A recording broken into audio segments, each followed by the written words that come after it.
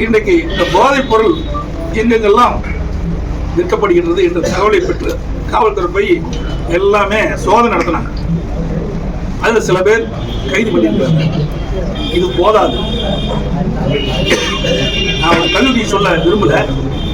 ஈரோட்டில் எனக்கு தெரிந்த நண்பர் ஒருவர் கல்லூரி நடத்திட்டு அந்த தாளாளர் சாலை வழியாக போகும்போது அந்த கல்லூரிக்கு ஒரு 300 அடிக்கு அந்த பக்கம் கூட்டமாக மாணவர் நிற்கிற காட்சி பாருங்க. தொடர்ந்து 3-4 நாட்கள் கண்காணிக்கிறார்.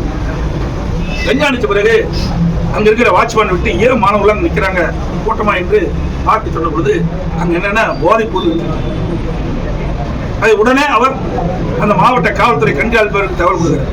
உடனே மாவட்ட காவல்துறை கண்காணிப்பு நடவடிக்கை எடுக்கிறார். கைது பண்ணிட்டு போய் சிறையில் அடைக்க வழக்கு தொடர்றாங்க. சிறையில் அடிக்கிறாங்க. 5 நாள் கழிச்சு அதே இடத்துல வைக்கிறோம். மீண்டும் கம்ப்ளைண்ட் பண்றாரு அந்த தாளர். மீண்டும் காவல்துறை அவர் பிடிச்சிட்டு போய் சிறையில் அடைக்கிறாங்க.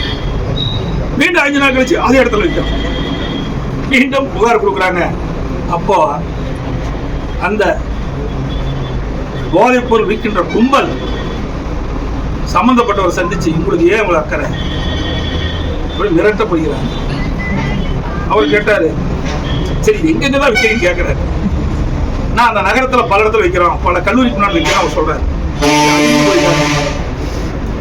அதோட அவர் சொன்னாரு, சரி நீ மேல இங்க விற்க வேண்டாங்க, நீங்க தள்ளி எங்க கூட வித்துங்க அப்படின்னு. வேற வழி.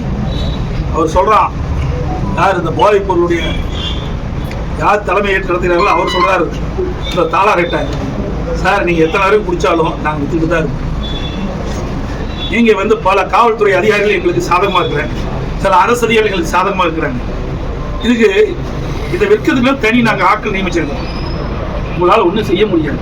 இந்த போதைக்கு அடிமைப்பட்டவர்கள் தொடர்ந்து எங்களை நாடித்தான் ஆக வேண்டும், வேற வழி கிடையாதுன்னு சொல்றாங்க.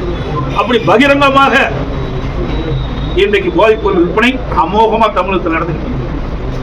அரசாங்கம் ஒரு செயலற்ற அரசாங்கம் இருந்த காரணத்தினாலே, ஒரு பொம்மை முதலமைச்சர் நாட்டை ஆள்கின்ற காரணத்தினாலே, ஸ்டாலின் தலைமையில் இருக்கின்ற அரசாங்கம் இருக்கின்ற வரை இந்த போதைப் பொருள் தடுப்பது என்பது நடைபெறாத ஒரு காரியமாகத்தான் பார்க்கப்படுகிறது.